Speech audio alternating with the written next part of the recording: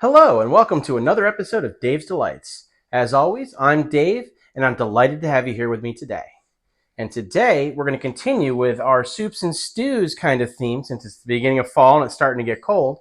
And we're going to do one of my favorite stews, coq au vin, which is basically French chicken stew. So, it's a lot of fun. It's a good recipe. It feels like it's labor intensive, but I think in the end, it's not as bad as you might think it is. A lot of it's going to be on the cooktop, but we will also use the oven. So, first thing you need is a Dutch oven, of which I have several, but I'm going to use this Lodge 6-quart, which should be sufficient for our needs. And I've got a whole list of ingredients. Now, I also have to make a couple of adjustments. Carrots are a big part of coq au vin, and my wife doesn't like carrots. So I'm going to be adding in to the recipe some of those white sweet potatoes that you see me using that are locally grown around here, because she really likes those. They're another good root vegetable, and they work pretty well in most of the other dishes that I've used them with. So I feel like they're also going to be good here. But that's one of the joys of making stuff at home. If you don't like an ingredient, there's no reason not to switch it out. You can do it pretty easily. So experiment, give it a try, see what happens. The worst comes to worst, you don't eat those one thing in there. It's really, there's not a lot of downside to it. Although you should think carefully, because maybe throwing maple syrup into a savory dish is good, or maybe it's not. So think about what the ingredient is. But I've put some thought into this, so hopefully this is going to work out well for us. So here's our list of ingredients before we head over to the cook stove and start working.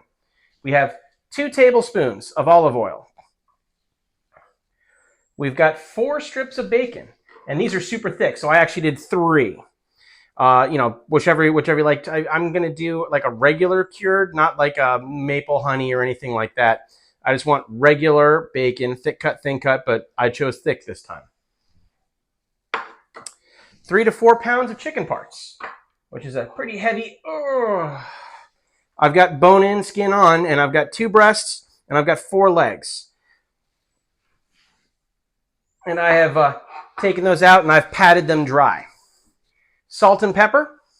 That's going to be just a heavy covering over the chicken before we. Matter of fact, I'll do that right now.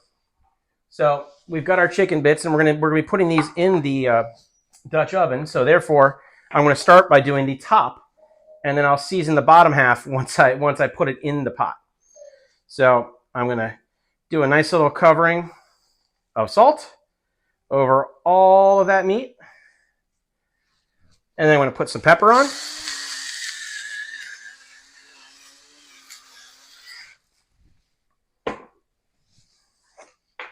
And that will now be ready to go in the Dutch oven as soon as we're ready for it.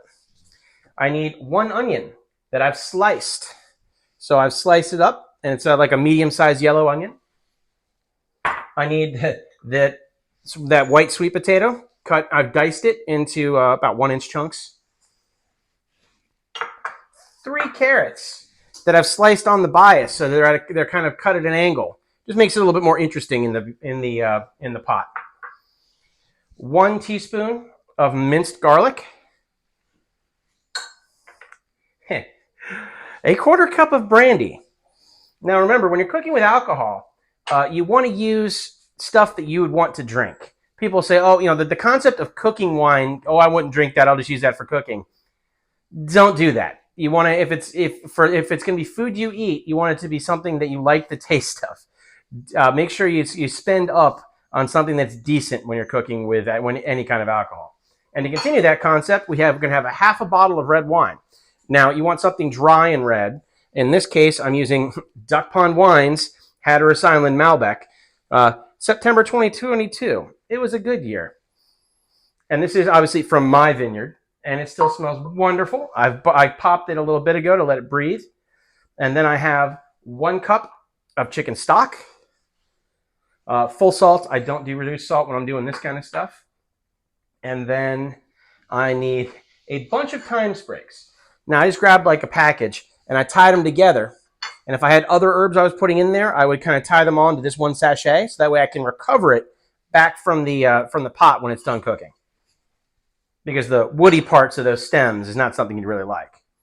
Now we have 2 tablespoons of butter divided, because we're going to need them in different spots.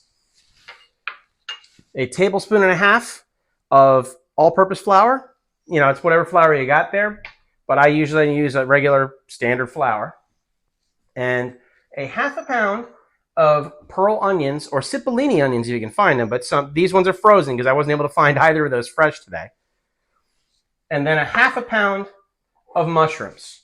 Now I've done 2 mushrooms here because I put in the typical cremini mushroom, and then I also grabbed a pile of maitake because those are the ones that my wife likes. So that way there'd be options in the pot for a couple people. There they are. So that's all the stuff we're going to use. It really isn't that big a pile. Let's bring it over to the cooktop, and I will see you there. Let's start cooking. All right, so we have the Dutch oven heating up. And I've got the 2 tablespoons of olive oil that are going into the pot. We're going to let that heat up for a second while I grab the bacon. And then these 3 pieces of bacon are going to go down in the pot. Remember, wash your hands because this is raw pork. Well, it's cured, but still.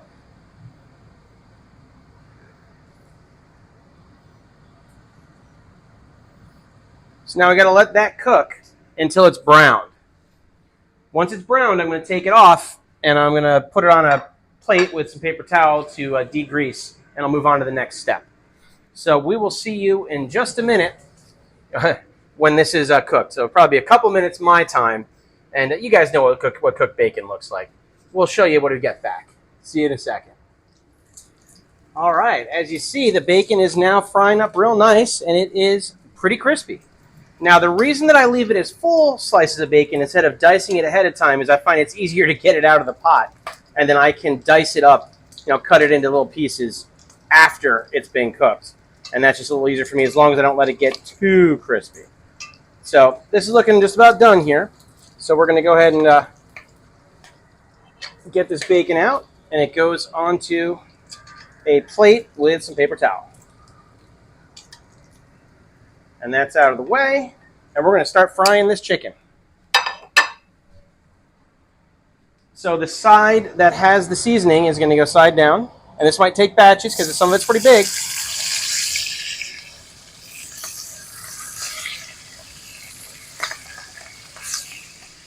Now we're going to do this 5 minutes on a side. And remember, it can splatter, so you got to watch the temperature, adjust as needed, and try to stay out of the splash zone. So we're going to put some salt,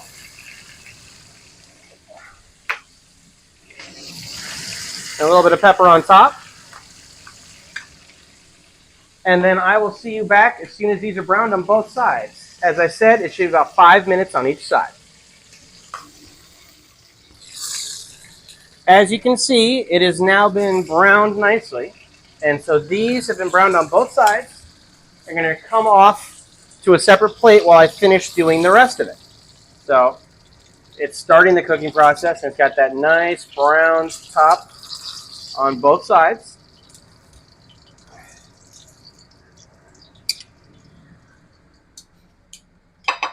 And we're going to put on our next batch. So that goes down.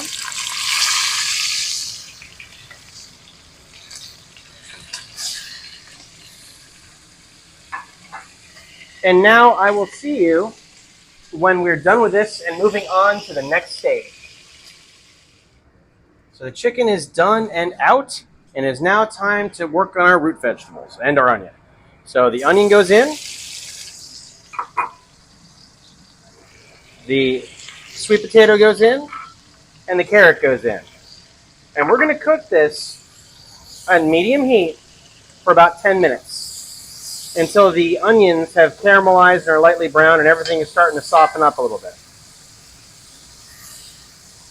And you want to stir. You don't have to constantly stir, but you want to kind of keep it moving so nothing burns. So just keep an eye on it. Give it a little light stir occasionally. And let this cook down for 10 to 12 minutes. Okay, it's been 10 minutes, And as you can see, everything is softening up, and the onions have started caramelizing and browning, and everything is looking like it's slightly brown. So it's time to start having some fun. We're going to take our garlic. We're going to put that in, and we're going to stir that for just a couple of seconds here for it to get fragrant. And believe me, it doesn't take very long. And then we're going to put that 1/4 cup of brandy in. Give it a real quick stir around, and then we have fun here. Now, be careful when you're doing this at home, because that can make your eyebrows fly off. But that little flambe is going to cook through. And now I've got to put back in all of my meat. Although first I'm going to throw in the thyme sachet there. All my meat and the bacon is all going to go back in. And we're going to have to kind of move it around so that there's space for it all. And any juice that was on that plate. And now we're going to put in our liquid. The half bottle of wine. Which, by the way, if you're looking for a direct exact measurement, 375 milliliters is a half a bottle. And a cup of chicken stock. And we're going to nestle all that down in. There you go. Give it a little bit of a stir. Obviously, the thyme isn't going to stir up. And then what we're going to do now is we're going to put a lid on that once we get it to a simmer. So bring it up to a full simmer. You can put it up on the high heat now, because we just added colder stuff that's going to have to heat back up. Once it's in a full simmer, you're going to put a lid on it, and you're going to put it in a 250-degree oven for 40 minutes. So I'm going to get this where it needs to be. It's going to go into the oven, and I will see you guys when it's ready to come back out.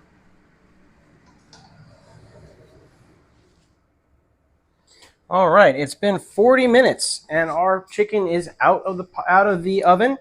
I checked the temperature inside, and it was 165 degrees in there.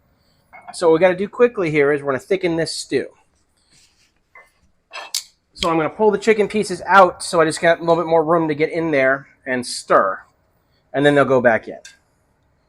So let me get the chicken out. We're really cooking here. Sometimes it takes a couple seconds.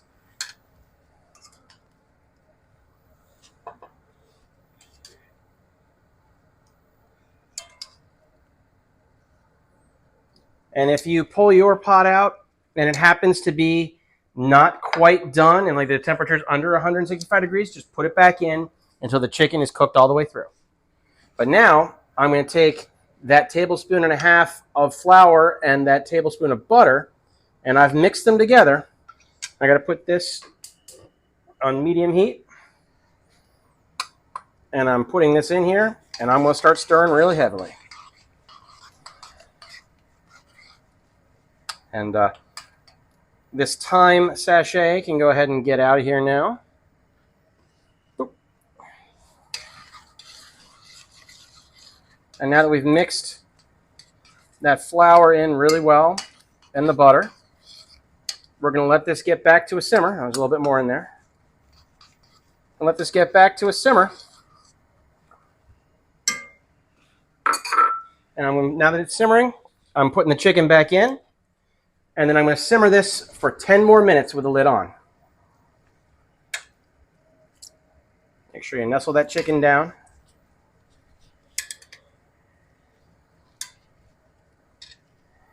It looks, and believe me, it smells as good as it looks. All right.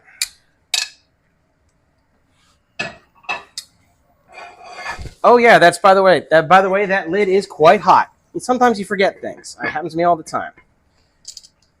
So the lid's on, and on the side here, I took the mushrooms and a tablespoon of butter, and I sauteed them so that they got nice and brown. They absorbed all that moisture, and they gave up their water, and now they're going to be ready to put back in here.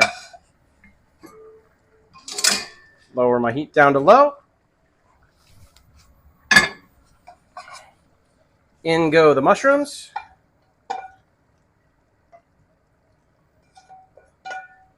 as you can see. And now we're just going to let this saute for 10 more minutes. And while this is sauteing here, you can think about what you're going to serve this over. Now for me, I'm going to serve this with buttered noodles. So you boil some water and then put the buttered noodles in. You put the egg noodles in. You know, use the instructions on the packaging. I generally like them tender, so I go for 8 minutes, but whichever way works best for you. And then I put in, a couple tablespoons of butter, stir that together. And if you want to be saucy, you can add herbs de Provence to the noodles to give them a little extra regional flavor. And we're going to see you back here once this is ready to plate. Oh, goodness me, how can I forget the pearl onions? These are frozen, so they need to go in now. And we got to stir those in. And by the time we're done, they'll be all cooked through. So we'll see this in 10 more minutes. See you then. Okay, time for some final plating. So I've taken some buttered noodles and I've placed them on this bowl. And these, I'll tell you what, these kind of wide bowl dishes that I have that I'm using for a lot of things now, and they're perfect for stews. So rather than using a plate, I want to have something that's going to have some sides to hold the sauce. So I'm going to take, in this case, a lovely chicken leg. I'm going to place that on. And a big spoonful of all the wonderful things. And that's going to go on over and onto the edge of the buttered noodles. And a little bit more gravy. A little bit more of that sauce. There we go. Just a little bit of everything wonderful. And then to that, I'm going to take some fresh sprigs and just lay them out for looks. And you end up with quite a nice dinner. And this really only took about an hour and a half. So for a stew, this is pretty fast. You can try this at home. Now, for those of you who haven't tried any of my recipes at home, by all means you should. If you are trying my recipes at home, let me know how they're doing. Give me some comments. Or even better, this is a cooking show where I'm teaching people how to cook. And every one of you knows that person that can burn water.